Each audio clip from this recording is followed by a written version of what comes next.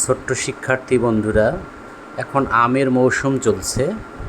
আজকে আমরা দুইটা জোড়া আম আঁকা শিখব।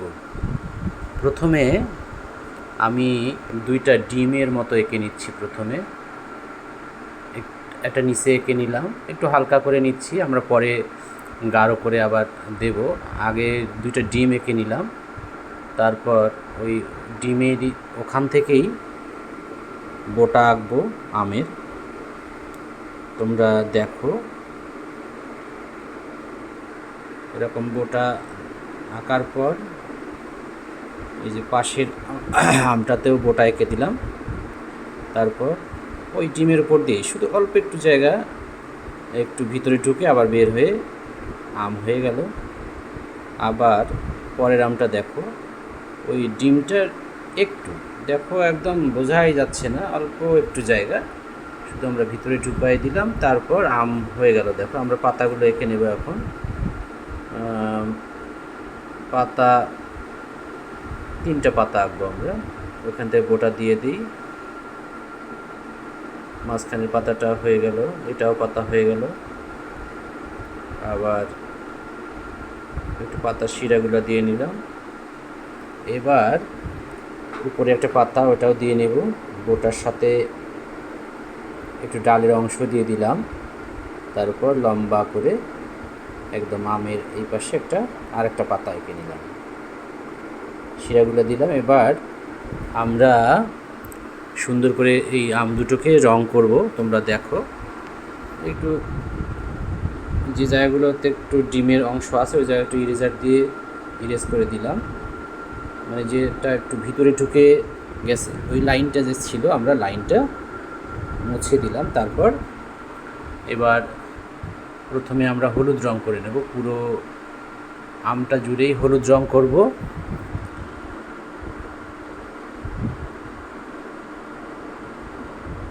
হলুদ রং করতেছি, দেখো একটু প্রেশার দিয়ে দিয়েই করতেছি। তোমরা এইভাবে করে নিবা হলুদ রং।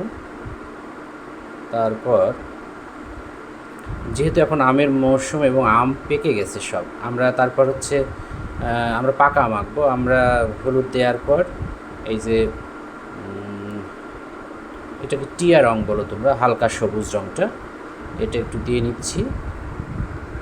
হালকা সবুজ রংটা এই যে আমের এক সাইডে যেদিকে একটু শ্যাডো পড়েছে সেদিকে আমের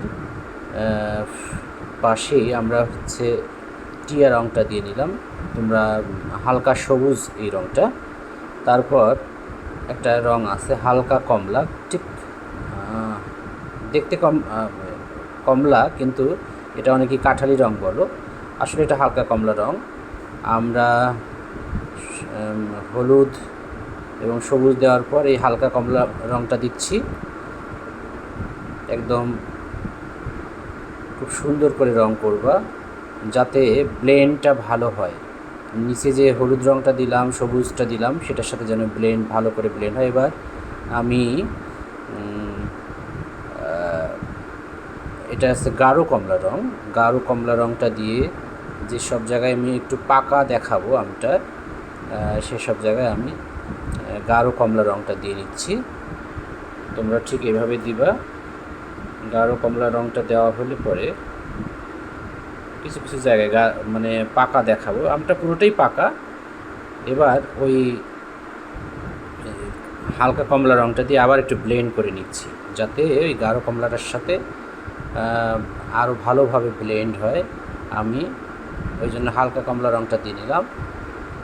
এই যে দেখো, তোমরা চারপাশে কমলা এবং হলুদের সাথে হালকা কমলা দিয়ে ব্লেন্ড করে নিচ্ছি। এবার একটু গাঢ় সবুজ আমি নিচের দিকে দিচ্ছি। দেখো, আগে আমরা টিয়ে রং দিয়েছিলাম, মানে হালকা সবুজটা দিয়েছিলাম, এবার গাঢ় সবুজটা দিচ্ছি। কিছু কিছু জায়গায় গাঢ় সবুজ দিয়ে নেব আমরা। এরকম করে তোমরা দেখো কত সুন্দরভাবে একটা আম হয়ে যাচ্ছে। আর তোমাদেরকে বলি, তোমরা যারা ভিডিওটা দেখছো, তোমরা পারলে শেয়ার দিয়ে রাখবা, যাতে পরবর্তীতে এটা দেখে তোমরা করতে পারো আর কি। গাঢ় সবুজ রংটা এভাবে দিয়ে নিচ্ছি। তারপর কমলাটা আরও একটু দেব, যেসব জায়গায় আমার মনে হচ্ছে যে আর একটু পাকা দেখালে পরে ভালো, সেই সব জায়গায় আমি গাঢ় কমলা রঙটা দিয়ে নিচ্ছি। মোটামুটি একটা আম কিন্তু আমাদের রং করা হয়ে গেল। আর একটু গাঢ় সবুজ দেব, এই যে একদম ওই সবুজ দিয়েছিলাম তার চেয়েও একটা গাঢ় সবুজ। এই সবুজটা আমি এখানে যেখানে একটু শ্যাডো পড়তে পারে ঠিক সেই সমস্ত জায়গায় আমি গাঢ় সবুজটা দিয়ে নিলাম। মোটামুটি একটা আম কিন্তু হলো। আবার দেখো আমরা ওই যে হালকা কমলা রঙটা দিয়েছিলাম এটা দিয়ে আবার ব্লেন্ড করে দিচ্ছি।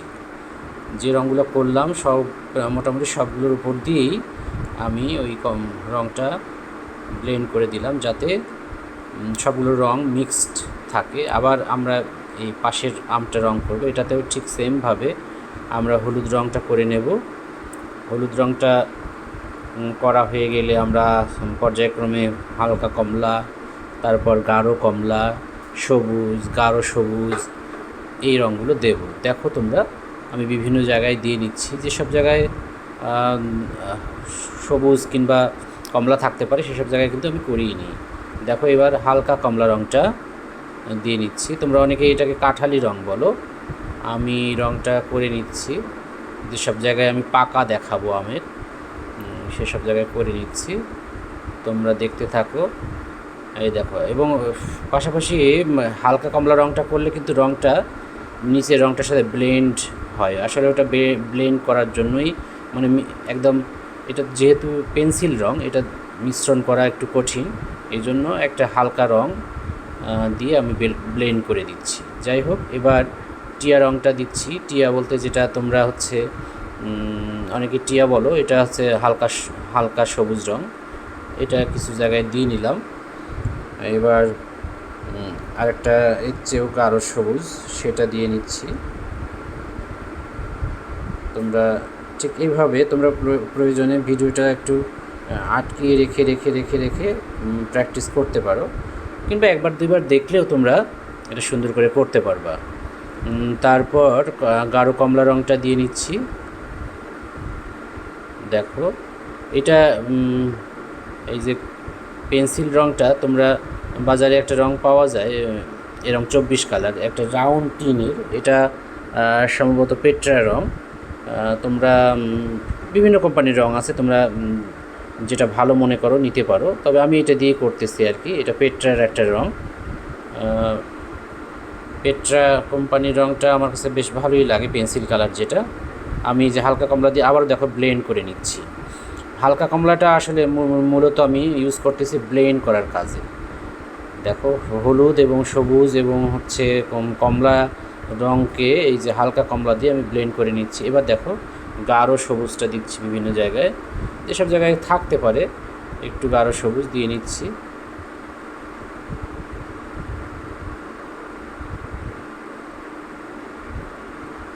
দেখো গাঢ় সবুজটা যেসব জায়গায় দিলাম তোমরা দিতে পারো।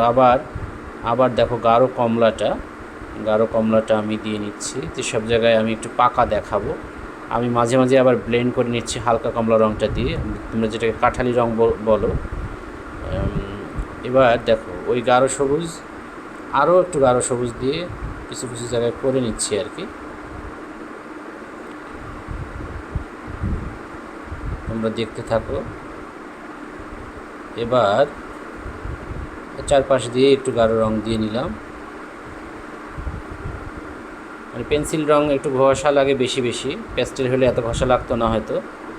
এই যে হালকা কমলা দিয়ে হালকা টিয়া আর কি, ওটা দিয়ে একটু ব্লেন্ড করে দিলাম। হলুদটা দিচ্ছি আসলে ব্লেন্ড করার কাজে। এই যে আমি যেটা বারবার বলতেছি যে হালকা কমলা একটা রং আমি সবসময় এটাকে ব্লেন্ড করার কাজে, মানে এটা একটু মিডল টোনের রং, তোমরা এটা দিয়ে ব্লেন্ডটা করে নিবা সুন্দর করে। দেখো হয়ে গেল, মোটামুটি দুটো আম হয়ে গেল। এবার আমরা পাতাগুলো গাঢ় সবুজ দিয়ে নিচ্ছি প্রথমে। আমি এখানে টিয়া রঙটা একদম ব্যবহার করিনি বললেই চলে, গাঢ় সবুজটা একটু হালকা করে দিচ্ছি। যেসব জায়গায় লাইট রাখবো সেসব জায়গায় লাইট রাখা যাবে। গাঢ় সবুজ বলতে কি এটা সবুজ রং, আর গাঢ় সবুজ দিয়ে আমি পাতার যেসব জায়গায় ছায়া পড়েছে সেসব দেবো। এটা হচ্ছে সবুজ রং দিয়ে নিচ্ছি প্রথমে।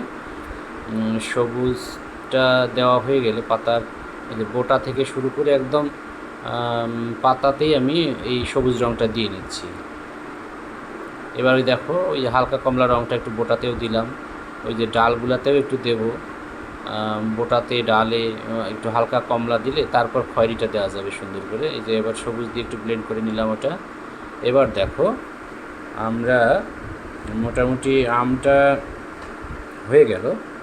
আমরা পাতাটা এইভাবে, পাতা কিন্তু তোমরা ক্যারেক্টার অনুযায়ী টোন দেবা। দেখো আমি পাতার যে পাশে শিরাগুলো থাকতে পারে আমি ঠিক ওইভাবে টোন দিচ্ছি। দেখো তোমরা এই আমি কিন্তু পাতা শিরাগুলো যে টোনে থাকে, দেখো আমি পেন্সিল ঘুরাই নিয়ে সুন্দর করে দিয়ে নিচ্ছি। তোমরাও এইভাবে দিবা যাতে রঙটা সুন্দর। এবার এই পাশে যখন দিচ্ছি তখনও দেখো আমি পেন্সিলটা ঘুরাই নিয়ে এই পাশে দিচ্ছি। তারপর দেওয়া হয়ে গেলে আমি পাতার একটু একটু শ্যাডো দিয়ে নেব, গাঢ় সবুজ। ওই সবুজটার চেয়ে যে সবুজটা দিলাম তার চেয়ে একটু গাঢ় আছে সবুজ। 24 কালারের যে হচ্ছে রাউন্ড টিনটা, এটা তোমরা নিতে পারো। এটাতে অনেকগুলো রং থাকে এবং রিয়েল করার জন্য বেশ কাজে লাগে। অনেকগুলো রঙের শেড আছে যেগুলো আমাদের একটু রিয়েল করার জন্য অনেক সময় কাজে লাগে। আমি এটা দিয়ে ল্যান্ডস্কেপ ছবিও রং করি। তোমরা এইরকম ছোটোখাটো জিনিস এটা করার জন্য করতে পারো। যে আমি দেখো যেসব জায়গায় ছায়া পড়তে পারে এবং সেসব জায়গায় একদম গাঢ় সবুজ দিয়ে অন্ধকার করে নিচ্ছি, যাতে আমটা আরও একটু বোঝা যায় আর কি। তো তোমরা এভাবেই করবা। আর এই যে মোটামুটি হয়ে গেল আমাদের। আবার ওই যে গাঢ় সবুজটা আবার আমেরও কিছু জায়গায় দিলাম, এই যে বোটাতে দিচ্ছি যেসব জায়গায় শ্যাডো পড়তে পারে।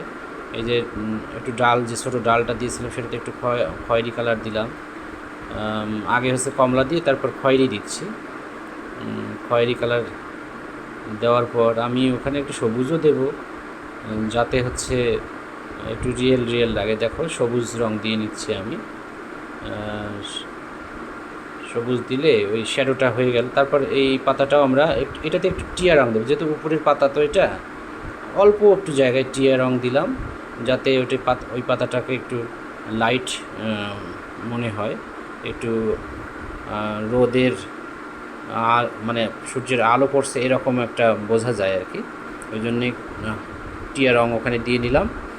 তোমরা এভাবে ওই দেখো আমি টোন দিচ্ছি, কিন্তু পাতার যে টোনটা দিচ্ছি সেটা যেভাবে হওয়ার কথা আমি সেভাবেই দিচ্ছি, মানে ক্যারেক্টার অনুযায়ী টোন। পাতাটা যেভাবে থাকতে পারে আমি সেইভাবেই, মানে পাতাটা যেভাবে থাকবে তোমরা কীভাবে বুঝবা যে শিরাগুলো যেভাবে থাকবে পাতার ভিতরকার শিরাগুলো ঠিক ওইভাবে পেন্সিলটাও চালাবা তোমরা।